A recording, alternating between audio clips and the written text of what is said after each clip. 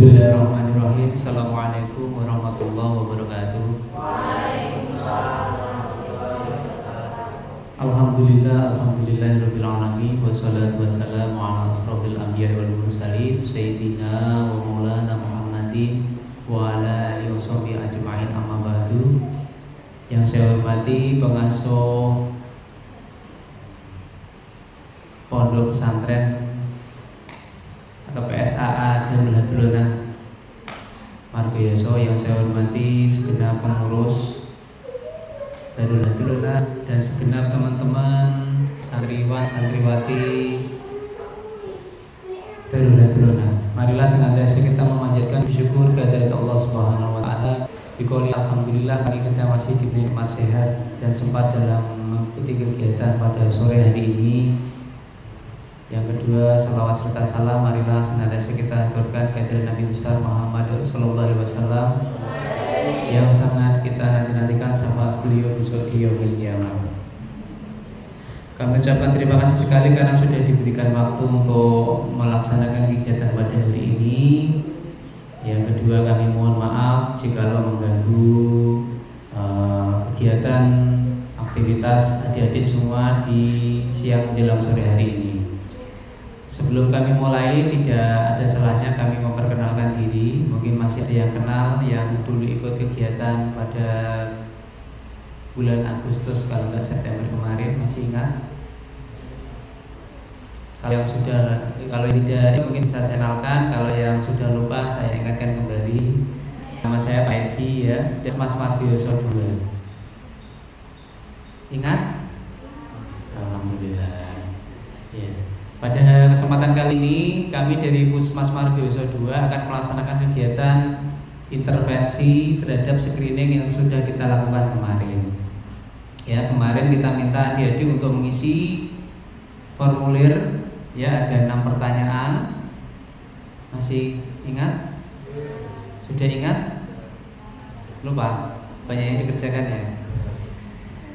Ya, saya ingatkan kembali, kemarin kita minta teman-teman semua untuk mengisi yang disebut sebagai screening kesehatan jiwa untuk remaja, yang mana formulirnya adalah formulir MMHS versi 1 ya, MMHS versi 1, yang dimana di situ kita bisa lihat sejauh mana tingkat kecemasan dan depresi adik-adik semua.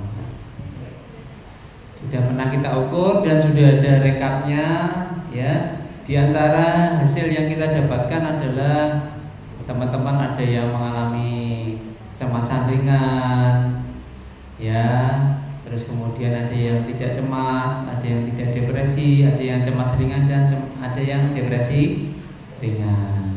Ya, kita tidak mengarang tapi menggunakan alat deteksi dini yang namanya MMHS versi 1. Ya. Sudah kita dapatkan hasilnya dan pada kesempatan kali ini kita akan melakukan upaya untuk tindak lanjutnya ya. Kalau ditemukan hasil adanya kecemasan ringan atau depresi ringan, maka kita lakukan namanya edukasi kesehatan ya, edukasi kesehatan. Maka kali ini kita akan melaksanakan namanya edukasi kesehatan. Akan saya sampaikan kembali, saya ulas kembali tentang kesehatan jiwa ya. Apa itu kesehatan jiwa? Ada yang masih ingat apa itu kesehatan jiwa? Tidak.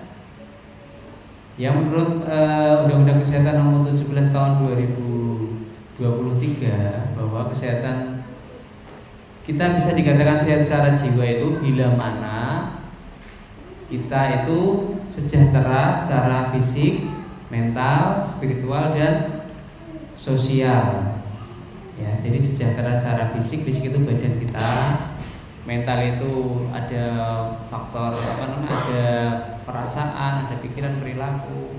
Ya, kemudian sosial itu hubungan dengan lingkungan atau orang lain. Kemudian spiritual adalah hubungan kita dengan Sang Pencipta. Ya, yang memungkinkan seseorang tersebut itu memahami kelebihan dan kekurangannya. Itu yang pertama. Kemudian yang kedua, dia bisa mengatasi tekanan. Dia bisa mengatasi tekanan atau stresor. Kemudian yang ketiga adalah dia bisa dia bisa produktif menghasilkan sesuatu. Yang keempat adalah dia bisa berkontribusi untuk masyarakat. Ya, ada 4 syarat kita sehat jiwa. Ya, kalau belum memenuhi 4 itu berarti kita belum bisa dikatakan sehat jiwa. Yang pertama adalah kita harus bisa mengetahui kelebihan kekurangan kita. Teman-teman sudah mengetahui kelebihan dan kekurangannya? Kekurangan berat badan dan kelebihan berat badan. Jadi kita itu harus paham apa kelebihan dan kekurangan kita. Misalnya apa? Saya itu orangnya kurang teliti. Saya itu orangnya kurang rapi. Saya itu kalau merencanakan sesuatu itu tidak terskema dengan baik, tidak terstruktur dengan baik. Nah, itu mungkin ya kelemahan yang kita miliki. Jadi kita harus mulai bisa menggali kelebihan dan kekurangan kita kalau mau jadi orang yang sukses. Kalau kita tidak tahu kelebihan dan kekurangan kita, sulit sekali untuk sukses. Karena apa? Karena kita tidak bisa memaksimalkan kelebihan kita dan meminimalkan kekurangan kita. Ada yang tahu wataknya, adik-adik, wataknya apa? Kepribadian itu ada dua besar, yakni kepribadian tertutup dan terbuka. Ya, kepribadian terbuka itu ada 2 watak, namanya watak kolerik dan sanguin. Watak tertutup itu ada watak flekmatis dan melankolis.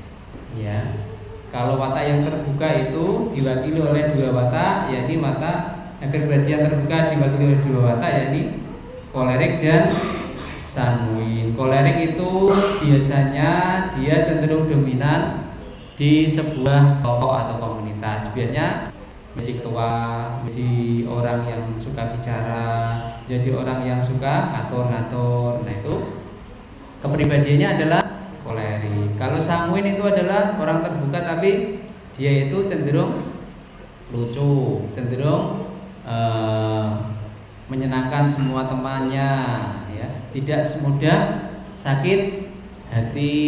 Ya, mesti diantara adik-adik semua pasti ada yang seperti itu. Jadi dia apa-apain dia tidak pernah sakit hati.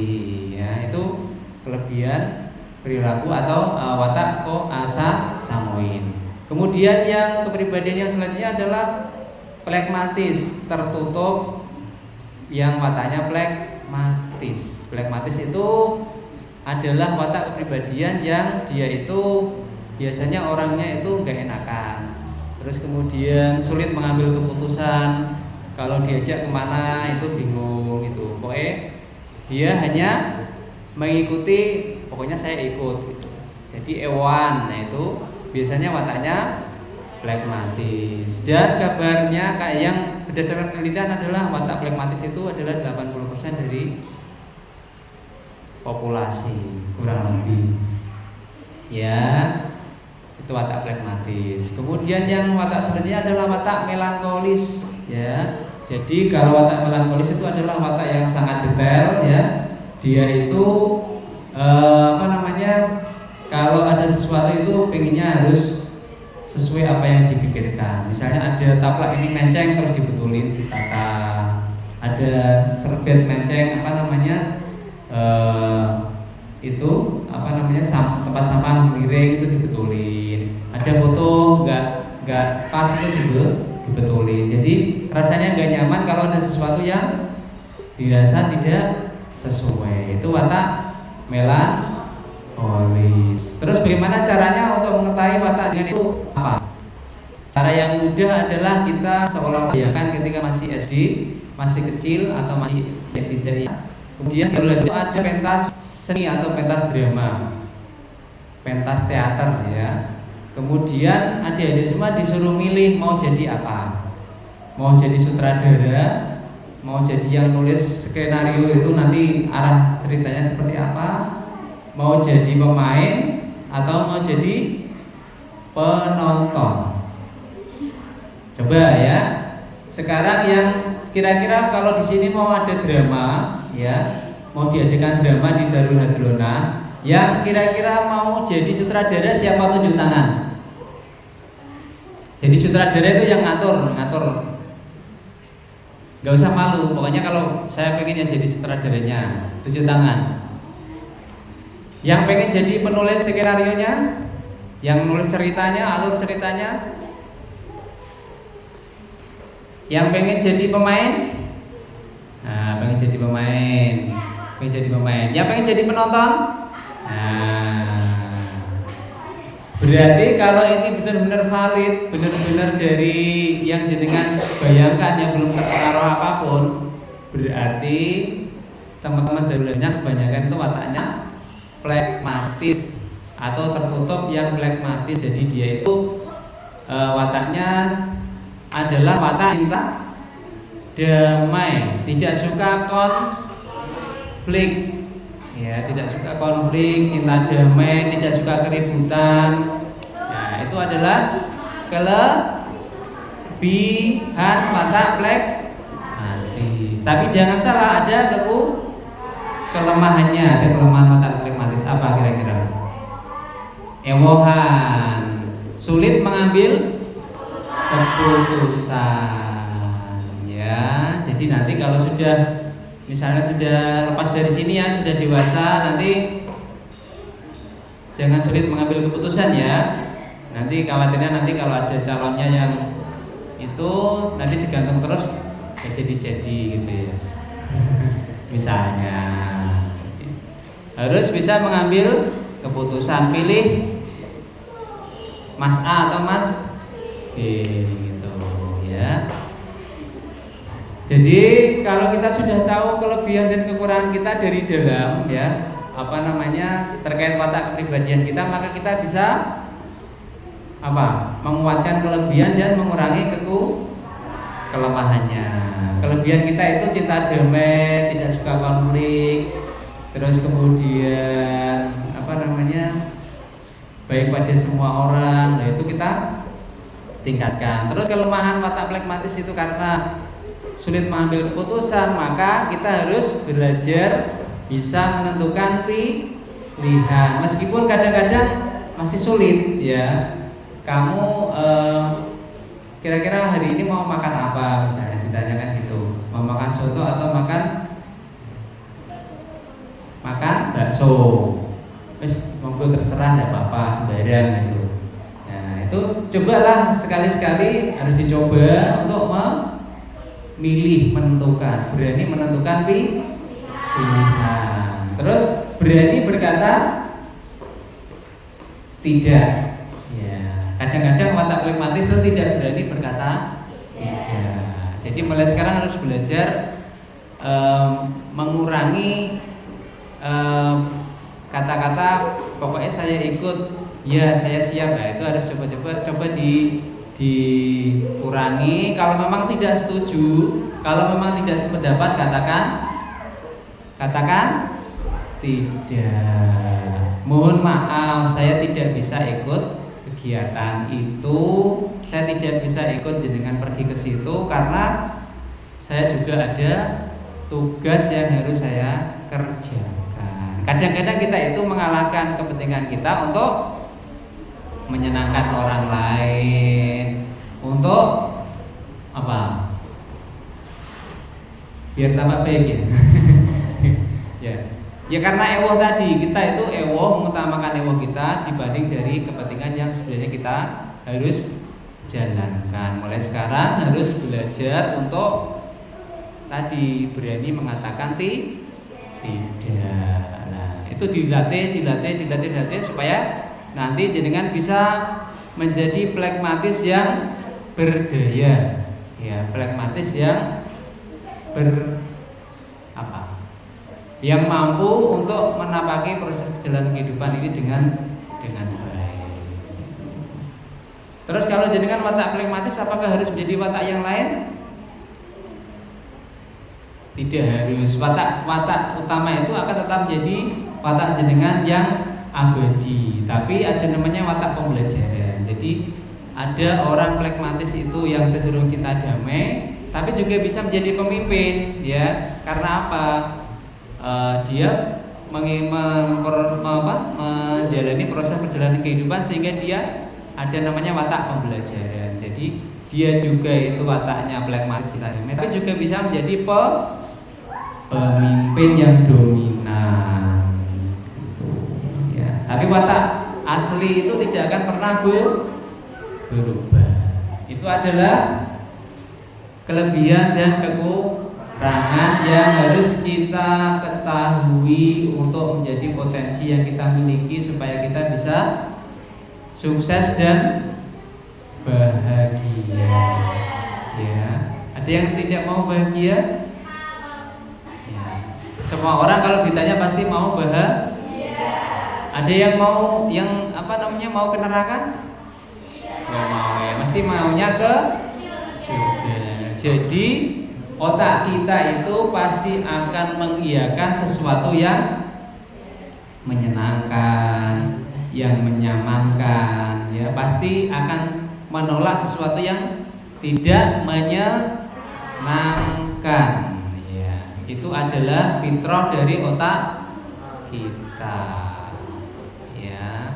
Jadi ketika kita tidak bisa memenuhi apa yang kita butuhkan, kita tidak bisa mendapatkan apa yang kita inginkan, kita tidak bisa memenangkan apa yang kita targetkan, kita tidak bisa memperoleh apa yang kita harapkan, kira-kira apa yang dirasakan dia?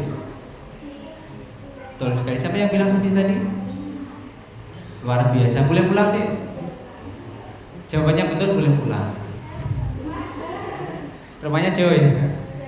Jadi memang kalau kita tidak bisa mendapatkan kebutuhan dari setiap manusia itu adalah rasa aman, rasa nyaman, kemudian kemenangan, tercapainya harapan, maka biasanya kita akan merasa sedih, tidak berguna, marah, ya. Itu adalah hal yang akan terjadi atau muncul pada perasaan dan pikiran kita. Pernah kecewa, pernah sedih? Setiap hari? Berapa kali dalam seminggu? Ya. Oke, sekarang kita kembali ke yang pernah kita lakukan kemarin. Dalam formulir yang kita berikan pada adik-adik semua, yang namanya form MMYS versi 1 itu, ada pertanyaan yang mengatakan bahwa apakah dalam 2 minggu terakhir, ya, panjenengan semua merasakan pikiran yang berlebihan apabila memikirkan sesuatu yang belum terjadi.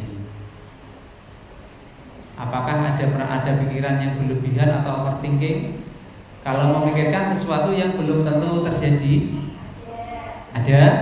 Dalam 2 minggu terakhir berapa kali? 10 kali. 2 minggu kan hanya 2 minggu 12 hari ya. Ya benar 10 bisa. Terus kemudian apakah dalam 2 minggu terakhir adik-adik itu bila memikirkan sesuatu yang belum tentu terjadi itu sulit tidur, kemudian tidak fokus? Berapa kali dalam 2 minggu? Terus kemudian apakah adik-adik itu untuk yang depresinya, ya, apakah adik-adik pernah merasa sedih bila memikirkan sedih yang tidak ada sebabnya?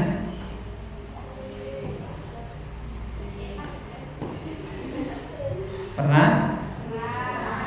Terus kemudian apakah adik-adik sering badannya terasa capek padahal tidak, habis melaksanakan sebuah kegiatan yang berat? Pernah seperti itu? Bila mana teman-teman itu merasakan hal tersebut terjadi, nah itu mungkin teman-teman sedang mengalami kecemasan dan juga depresi. Ya. Mungkin bisa terjadi pada diri adik-adik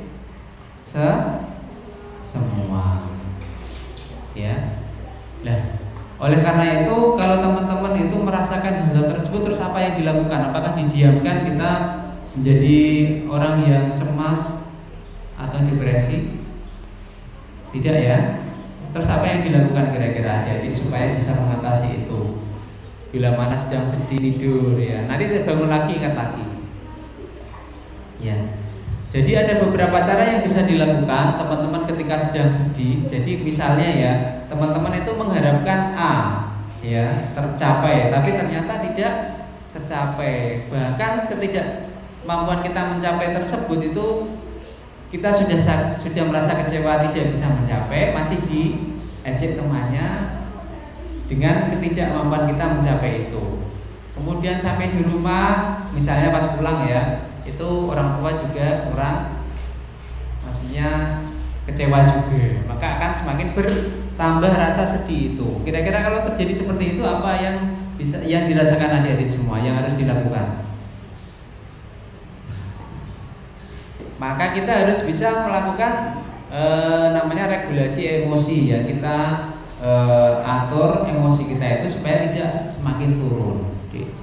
Jadi kalau kita itu sedih, takut, ya kemudian apatis, ya itu maka gelombang emosi kita itu ada di bawah, sedang rendah-rendahnya.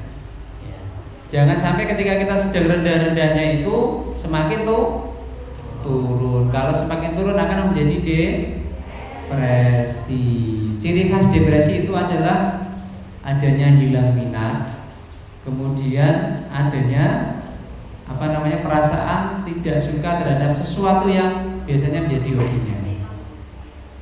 Jadi aras-arasan, terus hilang minat, sedih tidak ada sebabnya. Itu tanda-tanda sudah depresi. Jangan sampai itu berlangsung lama. Maka harus kita naikkan ya. Kalau adik-adik melihat balon udara itu atau balon yang anak-anak yang sampai bisa terbang itu, supaya bisa terbang dikasih apa? Dikasih nitrogen, yang betul sekali. Boleh pulang deh.